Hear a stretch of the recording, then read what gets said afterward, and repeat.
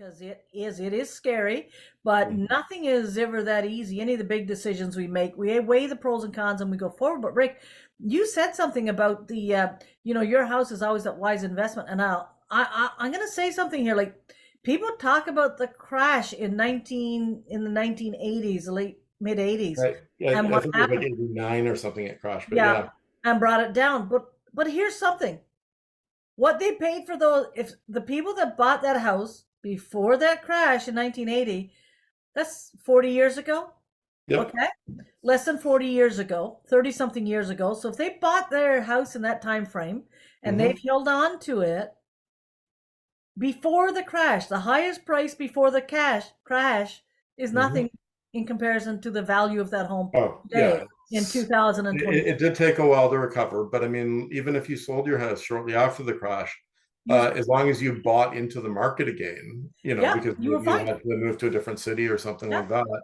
The Uh, only people that yeah, lost were the people that panicked and sold during the crash. yeah, it's the same as the stock market, really. I Yeah, mean, it's your true. average investor usually, when you're dealing with stocks, usually barely outperforms inflation on their rate of return.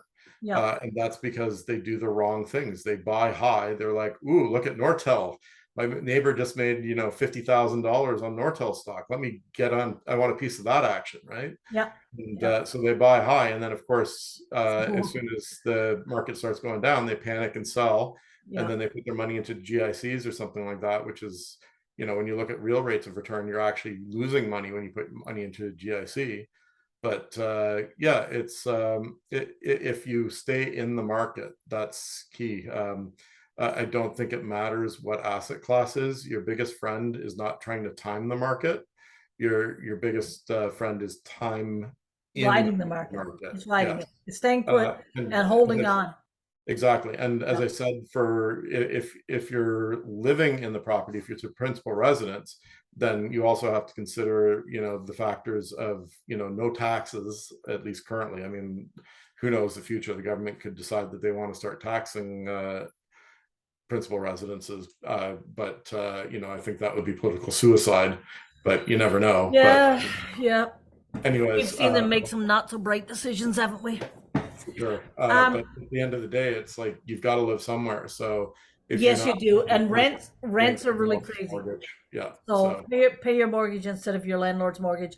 So mhm. basically what it comes down to is really what I wanted to start out with this video was to say that you don't necessarily bank on your property to be a quick investment turnaround, but you can count on it as being a solid investment.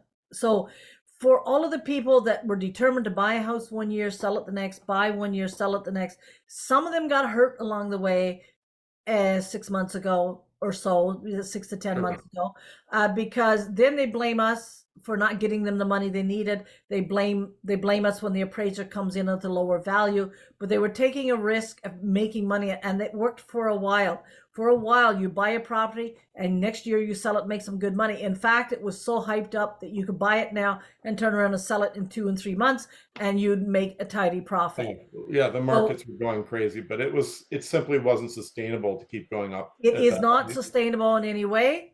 It is not the normal. I'm glad you made your money on. I'm glad that worked for you, but don't be upset, when you realize that you are taking a risk by doing that. But long term, so will your house double in 5 years? I don't know, maybe it won't. But your house is worth more than it was 5 years ago. Well, having said that, we also have to keep in mind, there's a potential more investors are going to get into the market because they want to buy that rental property because prices are lower now. They can And they write have off the cash flow. interest costs, and it's brilliant cash flow with the amount they can charge for rents. But I believe it was 500,000 is the number of new immigrants the government is targeting to bring in next year, and Yes. those people have to live somewhere. So and we simply don't have the capacity to, build a There's house. another passionate topic we could certainly touch, Yeah. but it's certainly what it So does point to is a very solid real estate market, a very strong real estate market. This is just one of the blips on the radar screen, but in every blip, somebody wins. So for those that need to be the winners today, talk to us. We show you how to win in this market. This is Sharon Loduca working hard to bring you home.